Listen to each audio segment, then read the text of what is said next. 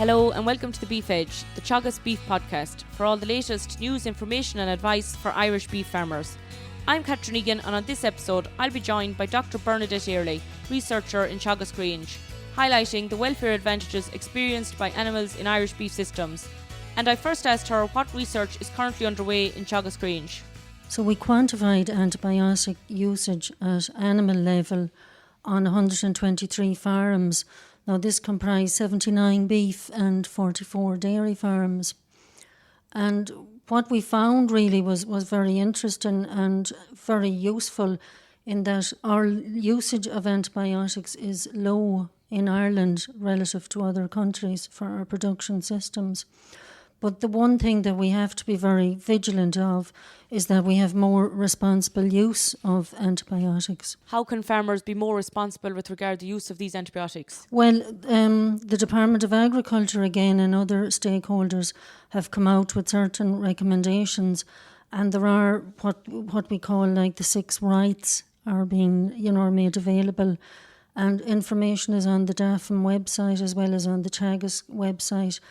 So the 6 rights really are the right veterinary diagnosis, the right animal, the right antibiotic, right dose, the right duration and the right storage and disposal of the antibiotic. And which of these do you think is having the biggest impact on farm with regard to antimicrobial resistance? Perhaps the right diagnosis and the right antibiotic.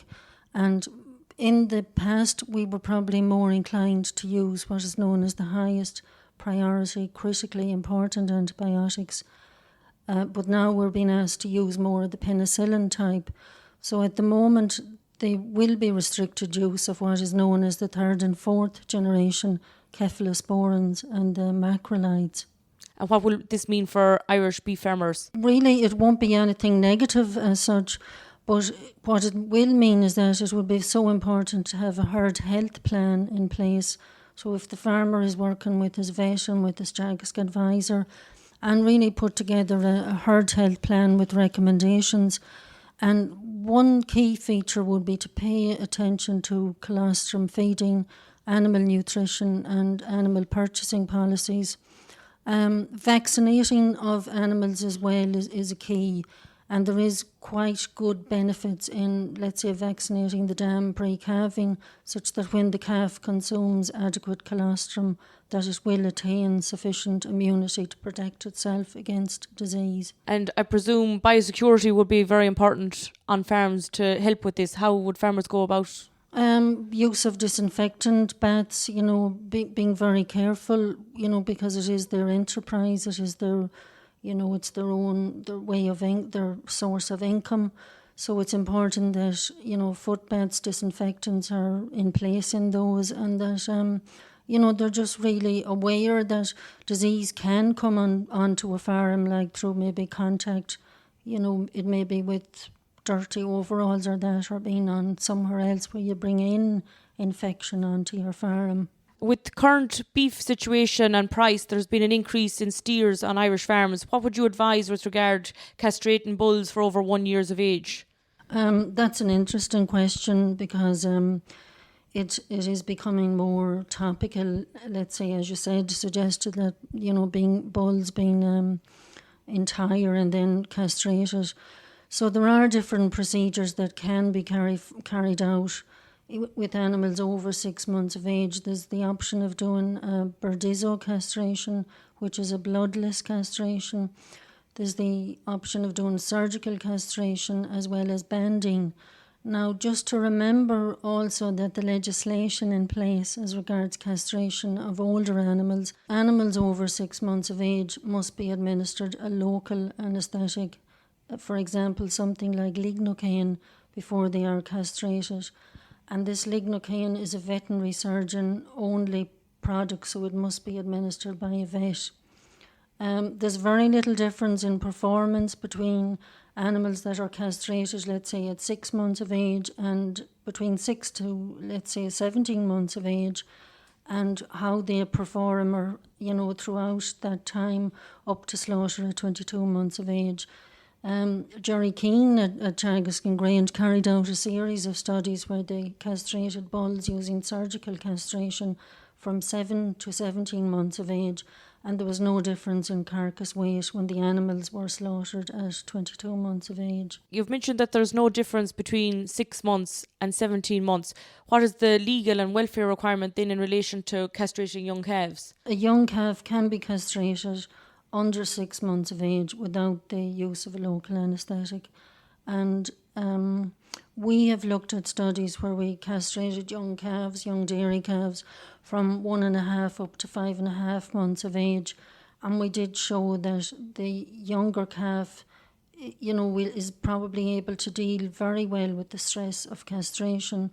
But one thing that we would note, and other groups are finding it as well, is that if you castrate a calf as young as 1.5 months of age, are you actually doing more damage to that calf because it may not be developed sufficiently physiologically and may not be able to counteract the stress of castration. And what would your advice be in that situation? About a year ago, we castrated some young suckler bull calves at 2.5 months of age and at 5 months of age. And what we did observe was that there was very little difference in the first 4 hours after castration in terms of a stress response in the younger group, but in the calves that was close to 5 months of age or approaching 6 months of age, there was like a secondary stress response that came in about 5 hours after castration. Now, what I mean by a stress response is that when we castrate animals, we will collect blood samples before castration and afterwards, and we will measure the level of the stress hormone cortisol. So there was a slight elevation in the period 4 to 9 hours after castration in the older calves. But we've also carried out other studies with castration and found that there is a beneficial effect in giving what is known as a non-steroidal anti-inflammatory drug before you castrate animals, that it's probably even better in terms of animal welfare than administering the local anaesthetic on its own. And what is the best method for use for this procedure? Well, traditionally, and I suppose more commonly in Ireland, we're using the Bordizzo technique is probably the most common technique available. And a farmer can castrate animals younger than 6 months of age. It doesn't have to be a vet as long as they have been trained to do so, and young farmers are being trained in that procedure. Talking about calves, what are the legal and welfare requirements relating to calf disbudding? If we compare at an age basis, let's say a dairy calf with a beef calf, we find that the horn buds develop earlier in the dairy calves than in the beef calves. We've disbudded calves at around the same age, and we measure actually the height of the bud as well as the diameter of the bud. And in calves around 25 days of age, or on average 25 days of age, the bud diameter for a beef calf is about 16 millimetres, whereas the bud diameter for a beef calf is about 13. And it's also important when disbudding the calf, when using a hot iron disbudder, that the diameter of the horn extracting part will actually surround or take in some of that hair and tissue around by the bud, because if you take out the bud on its own without taking out some of the tissue around, you may get some regrowth of the horn later when the calf is older. And again, with the with the disbudding, for the disbudding of the young calf, they can be disbudded when they reach let's say from day 15 of age onwards. There's the use of a local anaesthetic is made available, which is adrenocaine, which is adrenaline and procaine. It's one of the older anaesthetics, but it is quite effective in calves when it's used from day 15 onwards. And what has research shown with regard to disbudding that you have done? Well, what we've done is we've initially started out to show that, because you would observe, and the farmer also observes, and there was some anecdotal evidence that horn buds develop later in the beef calves than the dairy calves, and we've actually shown that from the work we did. And this is something that would need to be considered when, planning out the disbudding of calves. The other important thing to note as well is that with disbudding of calves, it's important that the person or the individual who is carrying out the procedure is trained in the use of the administration of the local anaesthetic, because it's administered into an area which is called the corneal nerve, and this is along a ridge of bone from the eye to the base of the ear.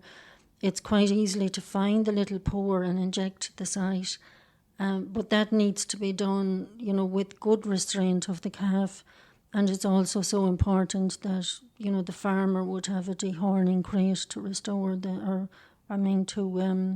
keep the animal immobilised as such. Can you tell me about the recent space allowance study that you carried out, Bernie? We've carried out a number of space allowance studies, and I suppose the interest in this is that there has been a call from, within Europe and from what is known as the European Food Safety Authority also, that a finishing animal should receive more space or have a more generous space allowance over the indoor winter finishing period. So the extrapolation was made that a 150 kg animal has a space allowance at 1.5 metres squared, and it has been suggested then that a 600 kg animal should have 4 times the amount. So at the moment that would mean that if a change like that was introduced, that you'd be housing animals at 6 metres squared. What we would do typically, for example, with a finishing animal going into the shed for the winter period, let's say typically around 590 kg, we would house them at a space allowance which would be approaching maybe between 2.8 to 3 metres squared.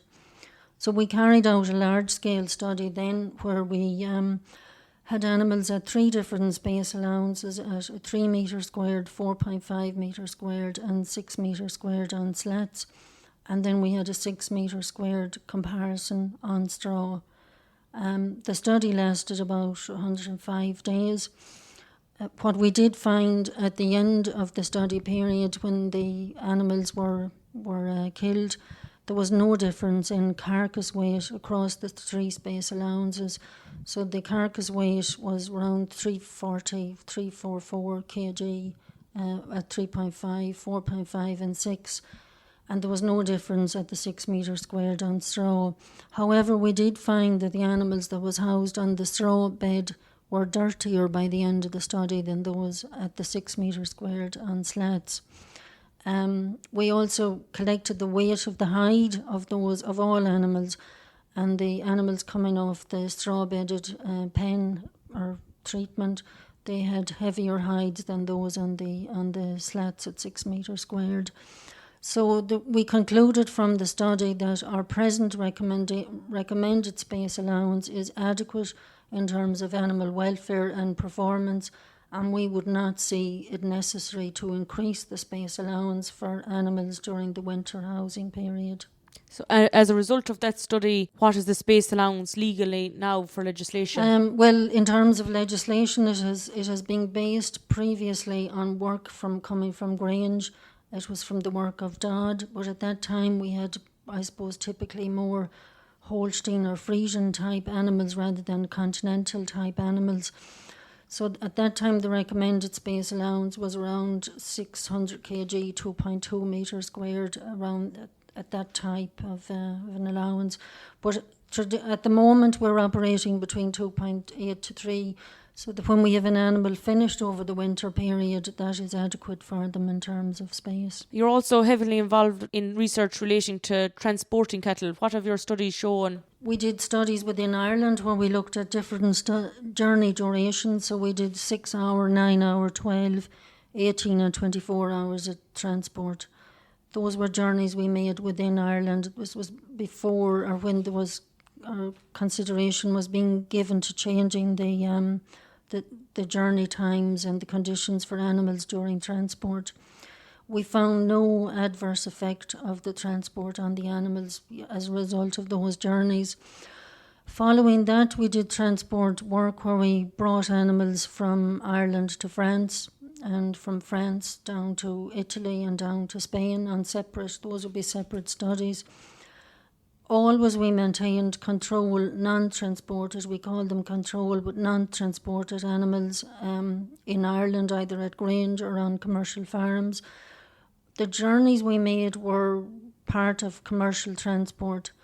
So we had a team here in Ireland working with the animals that remained here, and we had a team that we brought with us to through France and to Spain and Italy. And through contacts I had with the different labs in France and Spain, we would blood sample the animals and take them to the labs and have them processed. What we did find was that there was no adverse effect of the transport under those conditions, either to France, through France, or to Spain or to Italy. Of interest, we showed that those types of transport journeys are known as roll-on, roll-off. So the animals remain on the transporter until they arrive in France. So the journey crossing from Ireland to Cherbourg was around 23 hours, and we had CCTV cameras on the truck itself, or the transporter, recording the behaviour of the animals, and we found that about 54% of the time of the duration of that journey the animals would lie down. So this was considered like a rest period as well for the animals undergoing the sea journey. We also continued all of those types of measurements, and we had cameras, we had the same cameras on the truck then on the transporter from France to down to Italy or Spain. And also we showed then that during that journey time, the animals would spend between 40 to 45% of the time lying down. They did have adequate space allowance. The space allowance allocation that we had for the heifers to Spain was 0.85 metres squared. And we transported bulls to Italy, and they had a space allowance of about 1.2 metres squared. So those animals that were transported to Italy were around 400 kg. And what impact had that study on legislation? Well, we came back and we did all the analysis and had it published in the scientific, what we call the scientific domain. I had several meetings then at European level and also at the department level here. And as a result of all of that, new legislation came into place. So the transport conditions that we have at the moment, they should not cause any adverse effect to the animals undergoing transport. And I think it was very beneficial to do at the time. And certainly we learned a lot from it as well in terms of the management of animals during transport. At one time, there was a suggestion made to us that what happens with the transport of the animals is once you arrive in France, you move to a lairage, and the animals then are rested for a 24-hour period, and then they're reloaded back onto the transporter. There was one suggestion made to us that when we get to France, that you drive for 9 hours, and then once you go to a lairage then, but you lairage them for only 12 hours, and then reload them and drive for another 9 hours, rest for 2 then until you get to your destination. We found that journey, when we did it, was not really very beneficial to the animals in terms of, their welfare, because you were leaving really animals on a transporter without unloading them, whereas it's much better to unload the animals and let them have access to water and hay so that they can, have enough of energy then and nutrition for the rest of the journey. That's some very interesting information. Thanks, Bernie, for joining me on the show. You can catch up on all other shows and interviews from the Beef Edge podcast on the Teagasc website at teagasc.ie, or you can listen on Apple and Google Podcasts as well as Spotify. Don't forget to rate, review and subscribe to the podcast so you never miss a show. Until next time, I'm Catherine Egan, and thanks for listening.